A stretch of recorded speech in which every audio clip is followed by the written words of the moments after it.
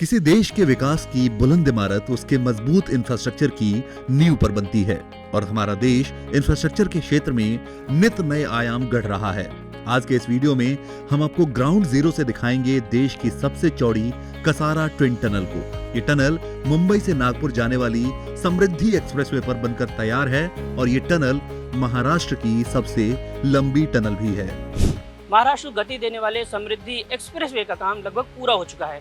हम इस वक्त हैं इगतपुरी में इस एक्सप्रेसवे के सबसे कठिन हिस्से को बनाया गया। वो कठिन हिस्सा था इसके बीच में बनने वाली ट्विन टनल। ये ट्विन टनल इगतपुरी से कसारा को जोड़ती है। इगतपुरी से कसारा जाने में अभी तक जो 40 मिनट लगते थे वो इस ट्विन टनल के बन जाने के बाद 8 से 10 मिनट ही लगेंगे। क्या है इस टनल की विशेषताएं, चलिए आपको बताते हैं। कसारा ट्विन टनल पिंपरी इगतपुरी से शुरू होकर थाने डिस्ट्रिक्ट के वशाला तक जाती है। इसकी लंबाई 8.2 किलोमीटर है और चौड़ाई करीब 18 मीटर। अगर ऊंचाई की बात करें तो इसकी ऊंचाई करीब 9 मीटर है। इस टनल को शापूरजी पालोनजी ग्रुप की इंफ्रा कंपनी एफकॉन्स ने बनाया है। ये वही कंपनी है जिसने दुनिया के सबसे ऊंचे सिंगल आर्च रेलवे ब्रिज यानी चेनाब ब्रिज को बनाया और हिमाचल प्रदेश की अटल टनल को भी इसी कंपनी ने बनाया है। इस प्रोजेक्ट के मैनेजर ने हमें न सिर्फ प्रोजेक्ट के बारे में बताया बल्कि इसे बनाने के दौरान आई चुनौतियों से भी रूबरू कराया। समृद्धि एक्सप्रेसवे के पैकेज 14 के प्रोजेक्ट मैनेजर शेखर दास जी हमारे साथ हैं। सर, सबसे पहले इस प्रोजेक्ट के बारे में बताएं, ये प्रोजेक्ट क्या था और कहां से कहां तक है और आपने इस प्रोजेक्ट के किस हिस्से पर आपने काम किया? ये समृद्धि एक्सप्रेसवे में वे टोटल 701 किलोमीटर लंबाई है जो कि नागपुर से मुंबई तक का दूरी है। ये 701 किलोमीटर को 16 पैकेज में डिवाइड किया गया। 16 पैकेज में से ये है 14 नंबर पैकेज।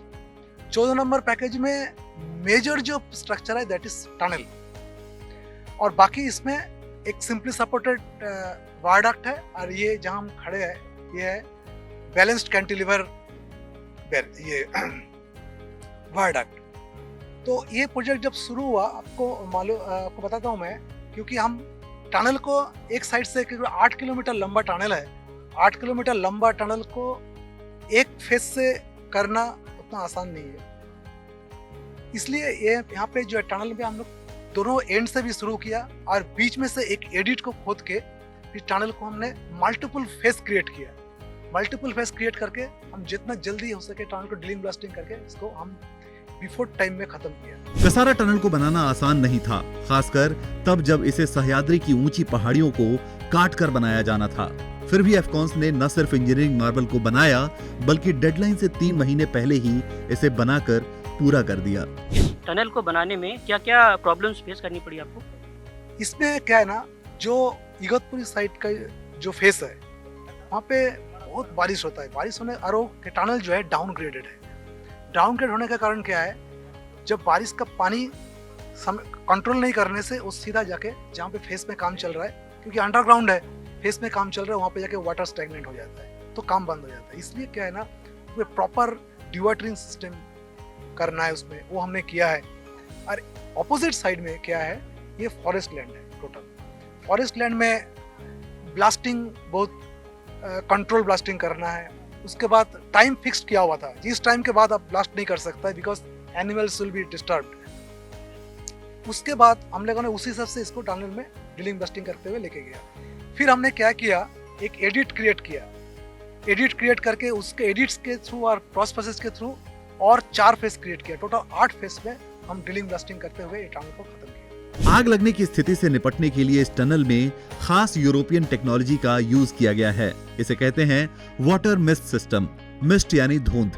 इसमें आग लगने वाले पैसेज को डिटेक्ट करके पानी के बारीक कणों से ऐसी धुंध बनाई जाती है कि उस जगह का एटमॉस्फेयर एकदम ब्लॉक हो जाता है, जिससे उस जगह ऑक्सीजन की सप्लाई पूरी तरह बंद हो जाती है और आग बुझ जाती है। आग को डिटेक्ट करने और उसे बुझाने का पूरा काम ऑटोमेटिकली और कंट्रोल सेंटर से ही कर दिया जाता है। जो एमिशन ऑफ गैसेस होगा गाड़ी के, तो उसमें क्या होगा, वेंटिलेशन फैन लगाया हमने दोनों ट्यूब में 50+50 100 नंबर्स। वो चालू होने से सारा जो गैस है वो गैस को निकल देगा। इसके अलावा भी टनल में कई और सुविधाएं हैं, जैसे हर कुछ मीटर की दूरी पर फोन बूथ बनाए गए हैं। एम्बुलेंस या किसी तरह की इमरजेंसी सर्विस वाली गाड़ियों के रुकने के लिए थोड़ी थोड़ी दूरी पर एक्स्ट्रा पैसेज दिया गया है। पूरी टनल में सीसीटीवी से निगरानी की जा रही है।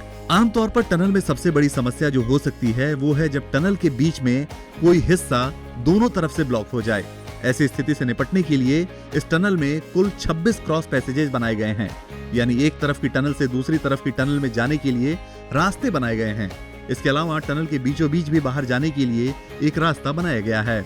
इस टनल के बन जाने के कारण मुंबई से नागपुर जाने के लिए कसारा घाट की पहाड़ियों को पार करने की जरूरत नहीं पड़ेगी, जिस वजह से देश के ज्योग्राफिकल सेंटर नागपुर और इकोनॉमिक सेंटर मुंबई के बीच की दूरी कम से कम 40 मिनट घट जाएगी।